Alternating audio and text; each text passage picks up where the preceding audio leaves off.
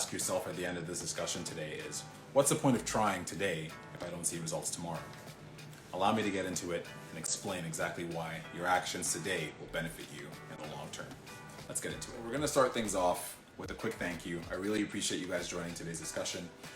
I'm going to keep things short and sweet by focusing on the discussion post above, and it's the weekend dilemma, or essentially the after work dilemma. Whatever portion of your day you find yourself with a little spare time outside of your 9 to 5, outside of your commitments, outside of your daily to-do list. And that's something that I know each and every one of us struggles with, because most of the time we're always in recovery mode, right? So if you're in a job, you're always trying to detox or debrief yourself from your busy day of thinking or your busy day of lifting things, organizing, and being always on the run is not necessarily conducive of, using that time to learn something new or to try something else that would lead to an increase in your overall personal development. So personal development is what I was going for there at the end, but let's just take it this way.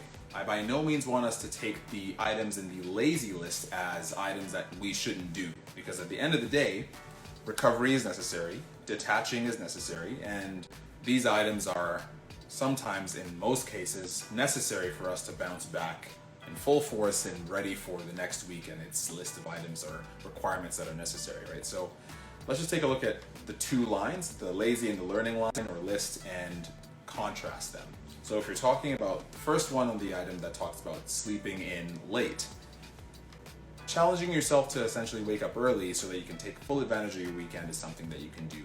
And it really comes down to what you did the night before, but you yourself can be able to deduce what it is that you need to do to set yourself up for success as the week progresses. So waking up early is a good way to start. For the sake of time, let's just combine a few of the items here, because I'm sure you guys are more than capable of reading the list for yourselves, but let's just get into it. Combine Netflix shows, playing games and partying, for instance. Replace that time and commit it to maybe listening to an audiobook, reading a book, or chipping away at that list that you know you have waiting for you next week. If that's your way of thinking, you just allocate sections of your day to those items, I guarantee you'll find yourself in a far better mental space, in a far better just position in general if you're to allocate your time and split it that way, as opposed to going through the entire list and not paying attention to any of the instead of paying attention to the alternatives that we discussed earlier is what I was trying to say. But let's just take, like, for instance, the last point, spending money that you don't have. The opposite and better option is to save the money and invest it in something that will yield you dividends in the long term. But then again, it really comes down to your overall scope. So you have to make sure that you're not investing more than you can afford to lose. A, B, C, D, E, F, G, you can take your time to really assess what your goals are and take the necessary steps moving forward. But these are all nice in theory. What is it that you can do today to make sure that you set yourself up for success? A suggestion that my wife gave to me in a discussion that we had recently, and we've essentially been reminding ourselves about because it's pretty obvious, is setting up an incentive program for yourself. Do a little bit of something that is hard and not necessarily attractive to do, like the actual item on the learning column, and reward yourself and then reward yourself with something in the lazy column, because those items are the fun stuff, right? Like, you want to make sure that you justify the time that you're spending in your relaxing mode, your fun mode, outside of your 9 to 5.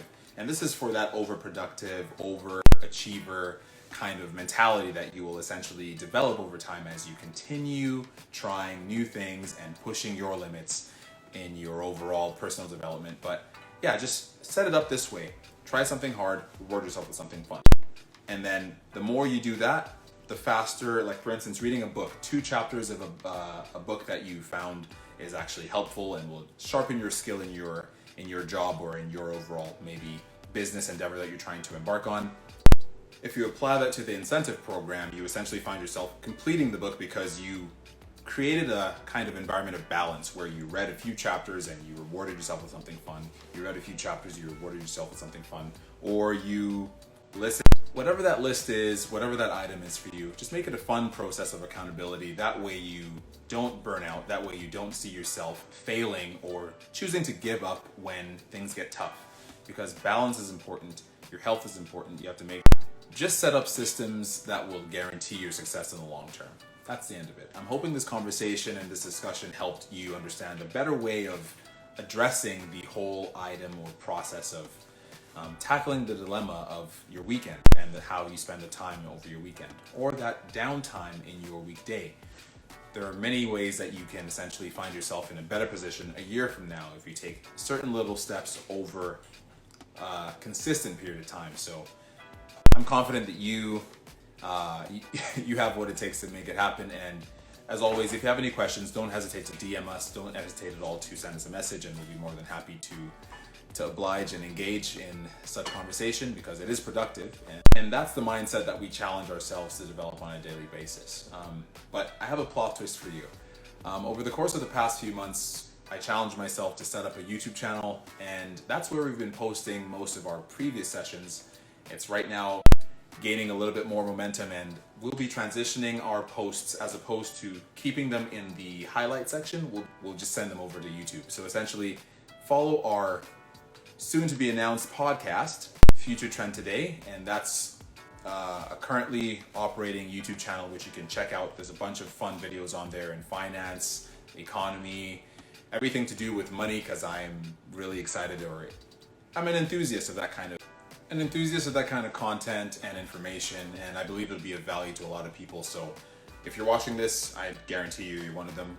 Make sure to subscribe, watch all the videos, comment, let me know what you think, and we could go from there. But either way, I figured it was a good platform to combine these productive conversations and discussions we've been having on our discussion and question sessions, and just combine that as a kind of great pool of valuable information. Either way, thanks for joining today's discussion. Make sure to respond in our next post, as I'll be responding to your responses tomorrow in our Tuesday section or segment of the questions and discussions session here on Instagram. So I look forward to your responses and engagement, and we'll go from there. But either way, have a great weekend. We'll chat tomorrow.